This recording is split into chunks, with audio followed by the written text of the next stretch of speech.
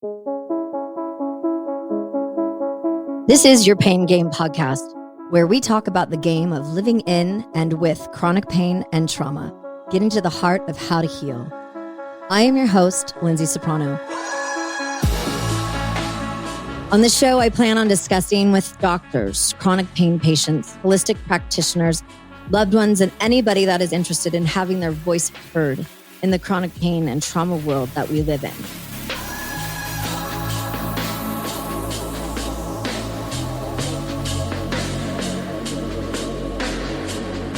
So I traveled with my sweetie for almost 3 weeks through Italy this summer, and it was magical beyond magical. That's one of our favorite words, especially for this trip. We went to Rome. We drove through Tuscany in awe of where we were. Like, this is like so stupid. It's just amazing it's so amazing that it felt like is this even possible? Are we in heaven?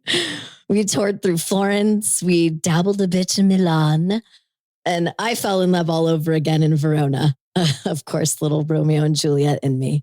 And we finished our trip up in Venice, surrounded by a lot of music and a lot of love, and certainly a lot of people. And the magical part of this trip is amazing for me to talk about. However, I almost didn't go. Why might you ask? I will let you know. Crippling and debilitating anxiety. Yeah, this one right here. So why am I going to talk about something so negative instead of something so magical? Because I am not alone in this world of living in and with anxiety. Even though most days I feel very alone in it. Not unlike my CRPS. Like, I know people that have CRPS, obviously within the foundation, people that I've met through that. But I have this conflict between the terror of loneliness that anxiety makes me feel and the desire to be left alone. They're two different things. Like, I love my alone time. I turn my music on, or I read, or I'm meditating, or I'm writing, or I'm journaling. I love my alone time. I don't have to have the TV on all the time. I don't, I as a young girl, I always had to figure out things to do on my own, and we'll get into that in a bit. But I don't like feeling alone, if that makes any sense, right? Those are two different things. I love my alone time, but I don't like feeling alone. So like, those are different.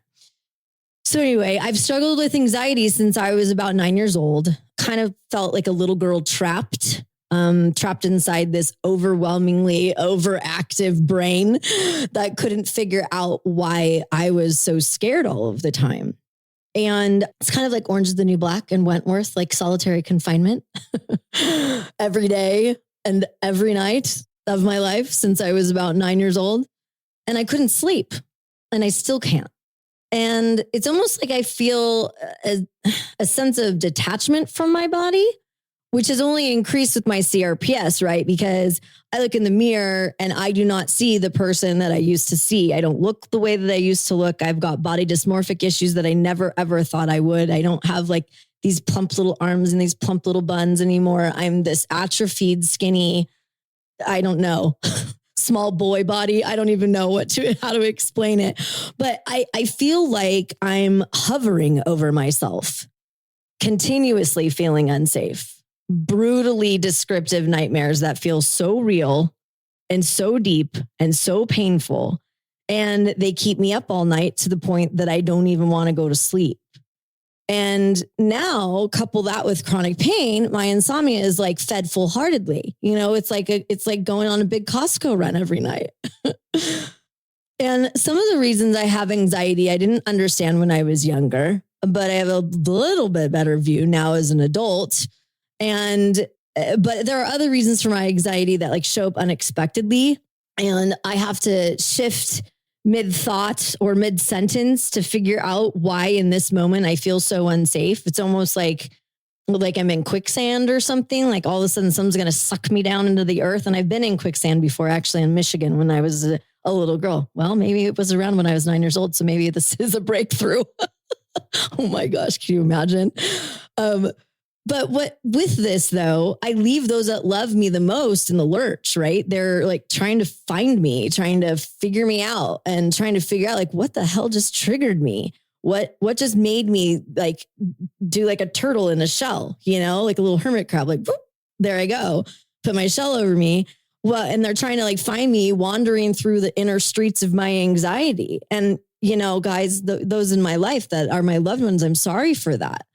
And me feeling sorry for that actually adds to my stupid anxiety too. So great. And I mean, unfortunately, the closest relationship that I've ever had in my life is with this anxiety. I'm married to it, great. I want a divorce immediately. I am so done with it. And I'm trying so hard to change that within me and make a shift so that my loved ones and future loved ones in my life and people that come into my world that love me aren't trying to find me in the dark. And like I mentioned, I'm getting better at identifying when anxiety starts to creep in. And I have to ask myself, like, okay, you're feeling this in your chest. You're feeling hot and sweaty.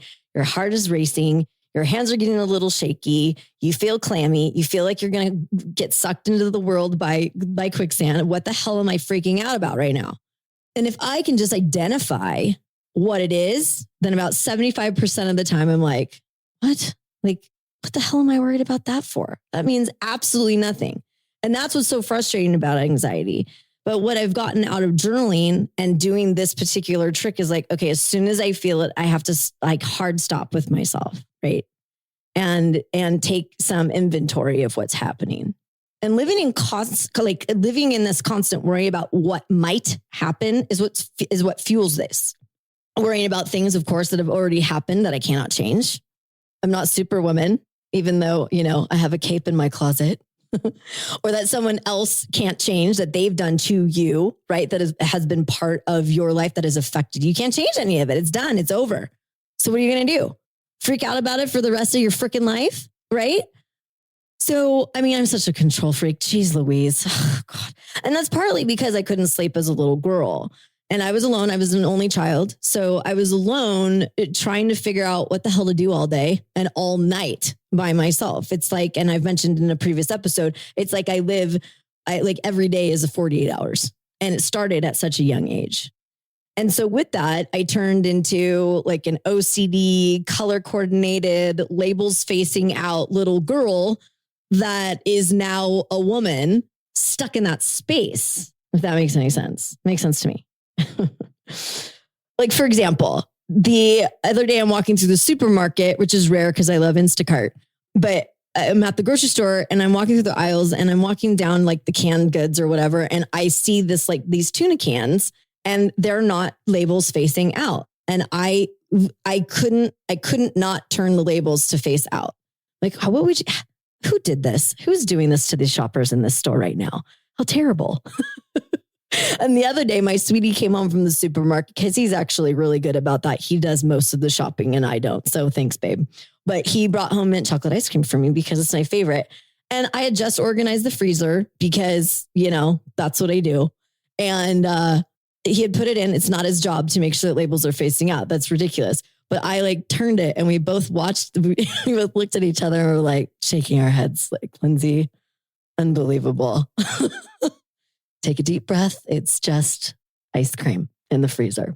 But anyways, what I've started to kind of realize is that, and this is with pain as well, is that pain is a protector and anxiety is a protector too, to a certain extent. And I just have to figure out a better way to channel that in a more healthy way. And so with anxiety, you feel really lonely. And like I've talked about, feeling alone, so on and so forth. And I read this somewhere and I jotted it down for this episode. And it's a quote from a book. And I'm sorry that I don't have the book, but I did write it down. So whoever you are who wrote this, I love you for it. But that we need to appreciate the splendid isolation of the human brain, like taking a beat on that. It is amazing what we have in this skull of ours. It controls everything that we do, right? It's protected by our skull and our brain is protected by our skull. And we take in images and sounds and things that happen to us from such a young age up until the moment before you turned this episode on, and it goes into our brain and it's getting processed and it's going through the nerves in our bodies. I mean, it's unbelievable. Like when you get the chills, right? When you watch something or somebody tells you a story, it's all processing through your brain and going through your body.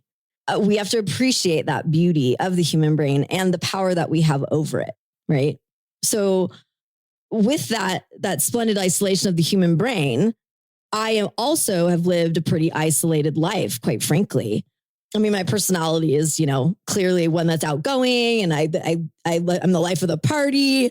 Always somebody that can talk to anyone, anywhere. I spark up conversations with people in the grocery store for no reason or wherever I'm at. I have probably more friends on Instagram from customer service phone calls than I do people that I actually know. A 15-minute call turns into an hour and a half, and now we're like, boop, friends on Insta. But if I'm honest with myself, most of my life, I've lived in an absorbent amount of insecurity. I'm like kind of a conundrum. I mean, maybe that's the Gemini in me. So this is the Pain Game podcast, right? So anxiety is painful. It's intense.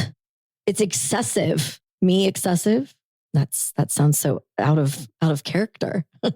And persistent worry and fear about everyday situations, some of which sound completely ridiculous, like off the charts ridiculous.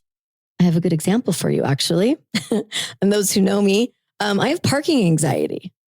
Parking anxiety. If I do not know what the parking is going to be like, where it is, how close it is to my destination, I can like barely breathe. I give up on going on errands or going to events that I should attend because my anxiety is so high about where to park. I mean, that sounds insane, right? But it's true. You know how we turn down the radio when we're trying to find a parking spot? You all do it, and you do.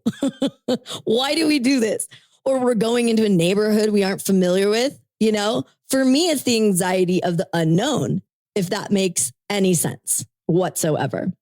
It's kind of like we're unclear of, it's being unclear of where you are, unclear of where you're going, unsure of where to park, right? And it does seem silly, but it's a great representation of the simplest form of anxiety that I can provide. And then times that by 100, and that's how I live. And I can tell you that it makes me feel batshit crazy sometimes, and I'm pretty sure it makes the people in my life feel batshit crazy sometimes too. And, it makes me kind of feel like the people around me will never be able to truly protect me, no matter how much they love me. And I know with all my heart and soul that these people do love me with all they've got. But the anxiety of being potentially uncared for or unloved or left alone in an alley, a desert, a hotel, abandoned. I have dreams about or nightmares about being abandoned in hotels and in deserts. And it's simply put, it's like finding a parking space. So to circle back to the trip, I'm here packing with my girlfriends for my Italy trip, and I didn't want to feel abandoned or unsafe in Italy, even with my sweetie by my side, right? And it's hard for me to admit that I'm 44 and I've never traveled outside of North America. The number one reason that I haven't traveled is that I've chosen others before myself, and I'm a compulsive rescuer and enabler. And I also chose my business over vacation. So add that all together. I haven't done much. Actually, I haven't done any international travel outside of Canada and Mexico. So, but I was raised to make sure you can take care of yourself and not rely on a man, right? And that's always been drilled into me.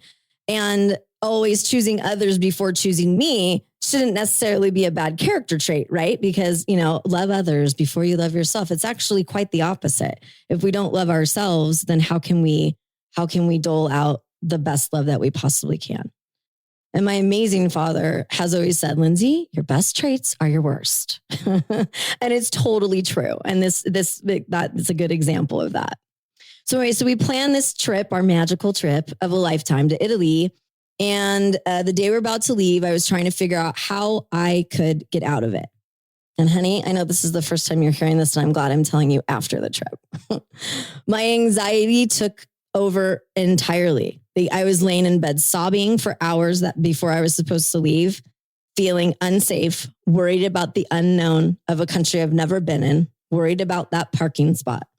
And because this trip with the love of my life was going to be in a wheelchair and in this physical pain, how the fuck was I going to do this? And so my bestie basically pulled me out of bed and made me rally, like, you got this, girl. And I got in the shower, I rebooted. He was on a train coming down to my house. So I'm like, he can't show up and I'm a complete disaster. He's seen enough of that. And, I'm forever grateful for her for that. So thank you, LP. So I'm about to go to Italy for almost 3 weeks in a wheelchair. And I'm like, is this really happening? I'm filled with joy and excitement and obviously anxiety, because that's what this whole damn episode is about. But I'm like, okay, I need 18 glasses of champagne. Check. I need 5 Xanax. I need 3 gummies.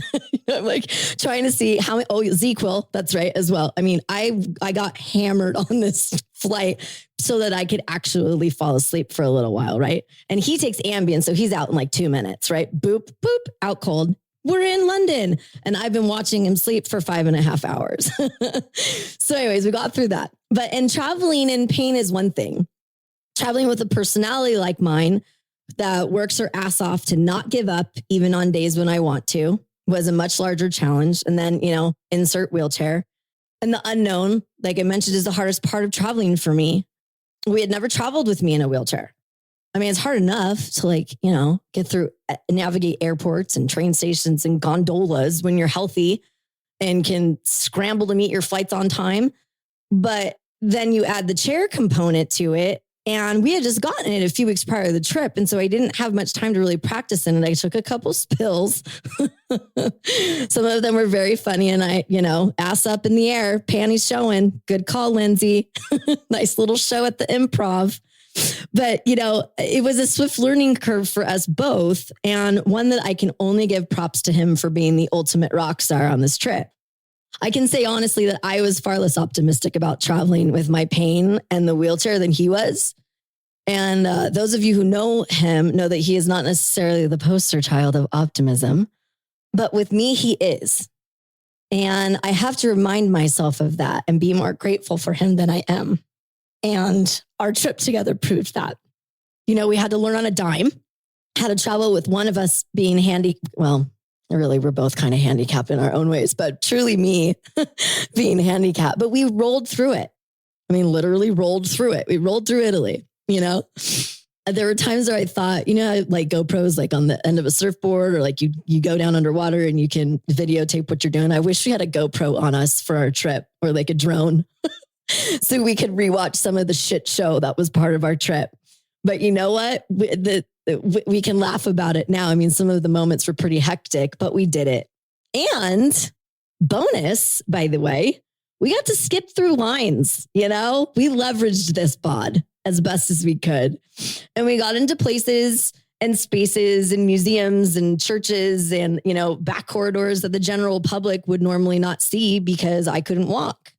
So we got to find some other beautiful things in a painful situation. Right. So we navigated our airports. We got our luggage. Oh gosh, London, honey. Trolleys, trains. Me, the one whose legs and feet hurt like nobody's business, drove stick shift for almost 450 miles through Tuscany. And at one point, almost driving us over a cliff because my feet hurt so bad. And our rental car was like a no power hamster car. But oh my gosh, I mean, it was such an amazing experience. And like I said, I mean, I'm forever grateful for every moment of it, even in the heat. Oh my God, it was so hot too. Add that to the trip. And he was the reason that I went on this trip too. And even through those stressful situations, he didn't look at me like I'm sitting in a wheelchair. He doesn't. He looks at me as someone that wants to rock it, someone that wants to fight for her ambulatory freedom. I don't know any other way to put that. Just like I fight for my right as a woman, my right to choose for myself and my body and so on. And side note, my wheelchair is a manual wheelchair. So I didn't have like the little, the little thing to like, the little scooters or anything like that. I was manually going through this, and it was an intentional decision because I refused to be pushed around unless it was like, impossible for me to wheel myself up a ramp or something. And that's where he chimed in. and was always asking, let me know if you need any help, let me know if I can help push you. And I was like, I'll get it. My stubborn side of me. I just really wanted to prove to myself that I could do this, without help. God forbid we ask for freaking help every now and again, guys. Right. And I know it's hard to do, we all have to practice doing it more because we all actually really want to help each other. I truly believe it's in us, most of us, hopefully. And I also wanted to, use it as, I want to use the wheelchair as exercise for me. So I can be, a rocking hard body as best that I can, because I'm not going to give into this damn CRPS and into this body just because I have to use this method of transportation now. And I also am refusing to let anxiety get in the way of the next 1,000 magical journeys that I'm going to have with him, my friends, and my family. Right. And even with myself, and some of you that know me are going to laugh at this. But anyways, in the Hebrew language, there is a beautiful word, shalom, which expresses an overall sense of peace and well-being, a positive state of wholeness and health. And this is where I get a little woo-woo.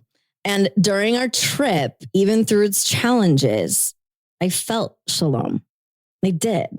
As if especially through Tuscany. Oh my God, I'm moving there, just so you know. As if all of my cells were calling out to me, Lyndsay, all is well. You're safe, you're loved, you're not alone. And I know that might sound cheesy, but I need to shalom my ass off every moment of my life, go forward. And I promise myself and those that are in my life and you that I will at least give it all that I got, because the alternative blows. We all need to remember and think about, we need to unpack the baggage that holds us back. The line, well, I come with so much baggage. Well, unpack it. We all have it. Unless we unpack the stuff like my anxiety, it's going to stay locked up and stuck in baggage claim like every other person's bag was in Heathrow. On our trip, there are pictures all over the internet of like the complete S show that was baggage claim. Anyway. So ask ourselves, I'm asking myself too, why can't we unpack it and leave it there? Whatever it is, you might not suffer from anxiety. I think everybody knows what anxiety feels like. Everybody's experienced it, not necessarily at the extreme like me. I do everything to the damn extreme. So, unpack it, leave it. Let's leave it there. So let somebody else take that bag and bring it home. Let them deal with it. Let's pack our bags for positive and magical journeys in our life. And that's the only way to go. Let's shalom our asses off together. All right, guys? So please accept my exclusive invitation to unpack your anxiety with me and to share this VIP pain journey together. Let's get to the heart of how to heal with you by my side. Please follow the Pain Game podcast wherever you digest your podcast content. We will be there. Visit us at thepaingamepodcast.com and follow us on all the socials. Thanks for listening, my little VIPs. Catch you on the other side.